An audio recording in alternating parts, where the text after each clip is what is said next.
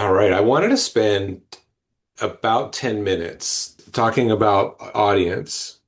And one thing that comes up every time that I get a new ghostwriting or publishing client is a reluctance to narrow. But the books that I've seen do the best, they know who they're for, they know who they're talking to.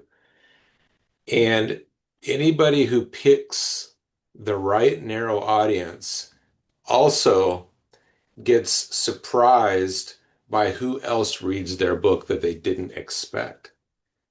And we think of this as a bell curve. If your target is right here, then your main reader is going to be right here. And then everybody that you didn't expect will be in the tails or read it and get something out of your book that you didn't expect.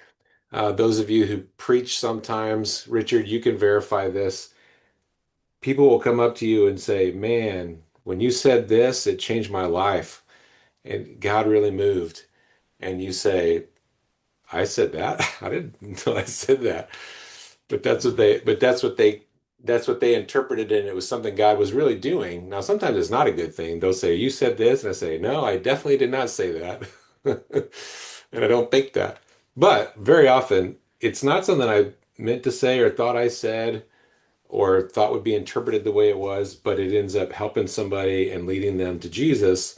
And that is the magic of us opening up our hands to God and giving Him the work and saying, "I know what I wanted to do with this, Lord, but I also know that you know what you want to do with it, and I want you to do with it what you want to do." That said, we it so well refines our language, our examples, our marketing, everything about the process is simpler when you know who your audience is. And when it's a fairly narrow audience, not too narrow, but fairly narrow, you will actually get more readers initially. If you have a dream of reaching a broad audience, get a hit with a narrow audience first, and then you will have the credibility and the brand and the name and the influence to widen it. So if you wrote a book for young women, say, you probably gave them high level principles and universal truth, biblical truth of the gospel. Well, now that you've hit that target and you've gotten some influence because of it, you can take the same truth and say, now I want to apply this more broadly or to this other group. So, there's a lot of times people will do that where they'll write a book and then they'll write a companion book for children. Same message, just different, just a different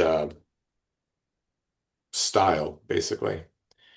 So what do you think about that? What kind of questions do you have about that? I would love to hear even some of you say, okay, well, here's my book is about, here's who I think it's for, and see if we can help you even get narrower. One more example I meant to share was when I started writing on Fiverr. I don't know how early it was in Fiverr because I think it had been around a while, but this was like 2019. And I would hear people not want to have a niche of people they wrote for, but I just knew I wanted to write faith-based content. And I just think there wasn't very many people doing that. And so I would get pretty much all the people who were looking for a faith-based author. And in early days, it was ones that they could afford, and because I just wasn't charging a lot at the time. And it still happens. If someone finds me, it's because they Googled Christian ghostwriter, and what's the name of my website? ChristianGhostwriting.com. And so I'm the first person that'll come up after the sponsored ads on that because I've been there long enough and I've been putting blog posts on there and stuff. So